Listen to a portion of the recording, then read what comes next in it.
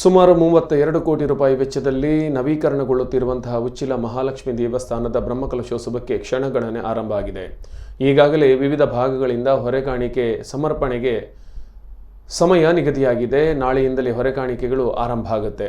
ಅದೇ ರೀತಿಯಾಗಿ ಗಣ್ಯಾತಿ ಗಣ್ಯರು ಈ ಬ್ರಹ್ಮಕಲಶೋತ್ಸವ ಸಮಾರಂಭದಲ್ಲಿ ಭಾಗವಹಿಸಲಿದ್ದು, ಕರಾವಳಿ ಭಾಗದ ಅದ್ಭುತ ಶಿಲ್ಪಕಲೆಯ ಒಂದು ಅಭೂತಪೂರ್ವ ವೈಶಿಷ್ಟ್ಯದ ದೇಗುಲವಾಗಿ ಮಹಾಲಕ್ಷ್ಮಿ ದೇವಾಲಯ ನಿರ್ಮಾಣಗೊಳ್ಳುತ್ತಿದೆ.